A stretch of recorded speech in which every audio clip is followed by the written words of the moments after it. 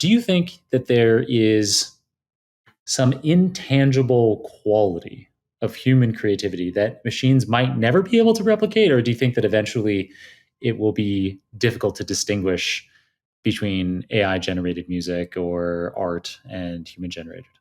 It's a very philosophical question, and it's a question I've thought about many times, and um, I, to be honest, I can't see where why machines wouldn't be able to replicate many of the things that we do. Because for me, creativity very often is bringing together two completely disconnected things and come up with new things. Creativity, to some extent, is um, really understanding emotions that we might have and turning them into songs, into books, into new ideas. Um, I can't see any reason why machines couldn't do this because we already have machines that are emotionally intelligent. And you think, what really is emotional intelligence? Is our ability to pick up signals in people's voices, in their facial expressions, in their body language, and we can train machines to do this very well. So I am not sure is the answer, but I don't think so. I think your intuition is right. I've had the same opinion that eventually machines will be able to be as capable on artistic endeavors. I think something that's interesting is that often what makes great artists famous and their works famous is often interesting stories about themselves or the work. And so, for example, the Mona Lisa only became famous after it was stolen and recovered. And now we revere it as one of the world's most amazing paintings. But it stands out because of this historical story. And same thing, Van Gogh and the psychological traumas that he endured and the way that that shows up in his art is a big part of probably why it's so valuable. It's so even if machines are able to create art that surpasses human ability, I wonder if the interest in it will be as big as if there's a human story behind it. Yeah, I completely agree. And I don't think if we use an AI to create a great painting or even a robot to paint it, that humans will connect to it because we need the human emotions, the stories that come with it to connect to something. But I believe that working together with an AI, it can elevate human capabilities to be even more creative and express themselves in different ways. So for me, this whole we talked about the fact that AI can now completely create music by itself. Whether this is valuable, there might be um, a case for it. So if you're in the gym and your watch detects that you're running at a certain step count, the AI can generate music that is in tune with this. That you don't need to emotionally necessarily connect to this song.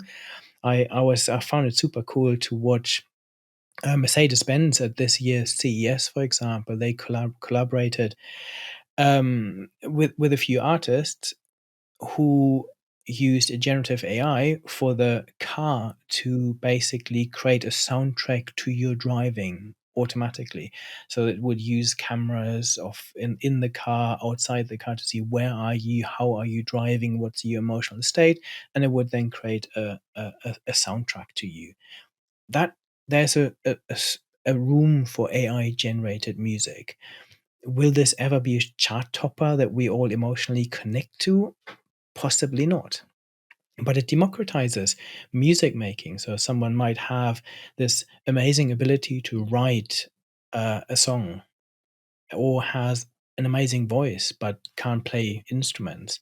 That person can now use AI to help them create a song and even release a song. So I, my hope is that it will again enable this co-creativity between human and machine that will enable us to be more creative. And while I was talking, I was thinking about your previous question. I think when it comes to creativity, even though I think AI can replicate creativity, what it won't be able to do, what humans, I believe, are able to do, is to imagine a better future and then make that happen. And I think this is something that we can hopefully, with the help of machines, do. Um, and I think this is one of the things that will set us apart. Just imagine a better future and hopefully selling it to the rest of the human beings and getting them excited about and making it happen. Yeah, that's an interesting perspective. It could end up being maybe similar to the music example that you just described, where maybe the AI can actually come up with a lot more detail around how a perfect human future could be. But unless there is a human that is conveying the idea to you and saying, "Let's go do it," so it could be like a human that's being led by generative AI ideas potentially on a much smaller scale. On the music note, something that's really exciting for me personally is I have never struggled to write melodies or chords of music, but for some reason, I've never enjoyed writing lyrics. And Interesting. so it's I haven't had the opportunity to do much of it yet because of existing commitments, but I hope to be able to find some time too to find some time soon to be able to have lyrics be written kind of automatically for me so that I can just add them to the melodies that I've created or so it's a personal example of exactly what you were just talking about with an artist potentially being able to augment them aspects of themselves. Yeah, 100%. Related to the idea of machine creativity and art and culture, back in November, in episode number 731, we had another futurist named Nell Watson on the show. And we had a fascinating conversation. She got me thinking about how it's conceivable, even today. There's no reason why what I'm about to describe couldn't already be happening today. Where you set off machines in a simulation. So there's been games around for decades, like Sims, where you can create a little person and it interacts with other humans and or other humans. I mean, it is sometimes with other humans or sometimes just with other simulated humans, and they kind of go about their day. They go to work, they come back home, they make the bed, whatever. They're programmed to do routine kinds of things, but there's some randomness in there, and so you could have something like a sim character that's powered by a powerful large language model, both for conversation as well as for, say, art generation. And this simulated character could be a painter. You could program it to say, I want you to be a painter. And then you have some other simulated person that you program to be a poet, whatever. And these interact with each other.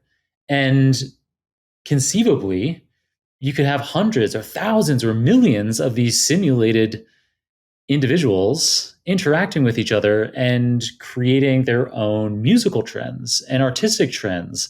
And it could all be happening on computer servers without even really humans observing it.